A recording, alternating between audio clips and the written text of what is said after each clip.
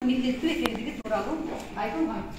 Ал эми жигиттер тарыхты билиши керек деп кыргыздардын эң алгачкы тарыхчысы Осмоналы Сыдыгулов айткан.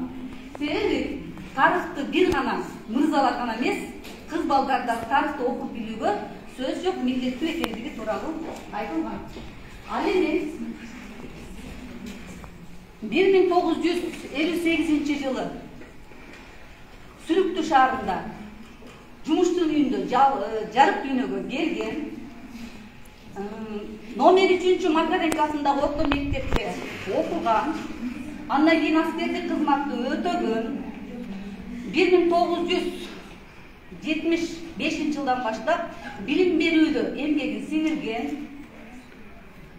андан кийин 1996 жылдан баштап номер 2 гимназияны жетектеген, директор болуп эмгектенген. Азыркынын бүгүнкүнүн дүйшөнү Кыргыз Республикасынын эл мугалими. Демек ким тууралуу сөз болуп жатат деп ойлойсуздар? Жапыр Мадаминов агайыбыздын эмгегин баалайт. Себеби мына ушул Жапыр Мадаминов агайыбыздын эмгектери бир эле тарыхты окутууда эмес, ар бир предметти окутууда эң чоң табылгыс байлык болуп эсептелет. Бул жерде сиздер көрүп турган акыл эмгектин маданияты эмгеги агайыбыз Жапыр Мадаминов ага тиешелүү. Мен Жапыр Мадаминов агайыбыздын акыл эмгектин маданиятынан алган алтын эрежелерин сабагында колдоном. Себеби ал жерде активдүү сабакка сөз жок, катышуу, түшүнүү, көңүл буруу, эске түшүрүү, эстеп калуу, ойлоо, салыштыруу жана жыйынтыктоо. Демек мына ушул сабактын этаптарында колдонуп, балдарды тарыхка кызыктыра алам. Ал эми Жапыр Мадаминов агайыбыздын түзгөн АЖПОК схемасы эң чоң тарыхтагы колдонулган баалуулук болуп эсептелет. АЖПОК чечмелери: адам, жаратылыш, предмет, проблема, окуя жана кубулуш. Бул методду мен кантип колдоном? Мисалы, азыр эле өткөн Барсбек тууралуу. Барсбек Энисели кыргыздардын ажоосу, кыргыз элинин баягы баатыры, Энисели кыргыздардын деп мына ушул тема боюнча мен сабакты түшүндүрүүдө же болбосо сабакты жыйынтыктоодо колдонсом болот. Мисалы, бул жерде жалаң суроолор түзүлгөн. Бул суроолорго жооп берүү менен мен сабакты жыйынтыктай алам. Мисалы, аты Барсбек, келип чыгышы Энисели ажо, түзүлүшү Энисели кыргыздар, климаты Энисели Түштүк Сибирдин аймагы, ал жерде нымдуу климат,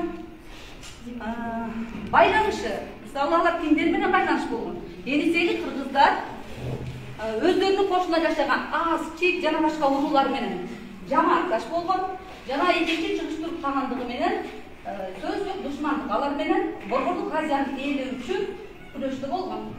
Өнүгүш үчүн Энисели кыргыздар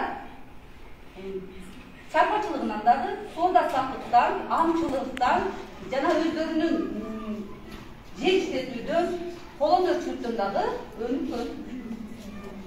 Айырмасы, экинчи чыгыш туруп калгандыгынан эле айырмасын тапсак, Энисели кыргыздар баатыр, эркиндүү жана эркиндик сүйгөн элдер болушат.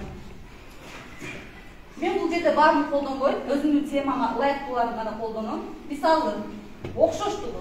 Окшоштугу Энисели кыргыздар, баягы кыргыздар, тарыхчылардын изилдөөсү боюнча баягы кыргыздардын аттары Түштүк Сибирде жана Теңиртоодо деп айтылат. Демек Теңиртоолук кыргыздар менен Энисели кыргыздарды салыштырсак болот бул жерде. Кемчилиги Барсбек өзүнө союздаш кылып, кытайлыктар менен түргөчтөрдү союздаш кылган, бирок капаган кагандан коркуп, ал эки союздаштын согушта келбей коет дагы. Мына ушул кемчиликтен айынан Барсбек жалгыз калып, бул Сунга саллашында каза болгон. Жайгашкан орду Түштүк Сибир. Оң терс жактары, оң жактары Барсбектин баатырдыгынан азыркы кыргыз улан кыздарыбызды эл жүрөктүүлүккө, баатырдыкка, эл жерин сүйүүгө тарбиялай алабыз. Күчтүү жагы Энисели кыргыздар күчтүү эл болгон. Эң негизгиси биз жана кийим кечесинен, чарбачылыгынан, кол өнөрчүлүгүнөн көрдүк. Айрыкча еңсели кыргыздарда темир иштетүү аябай мүмкүн. Мамилеси жамаатташ жашаган элдер менен жакшы мамиледе болушкан. Жылдары демек 710-711 жылдарды жыйынтык жасак болот.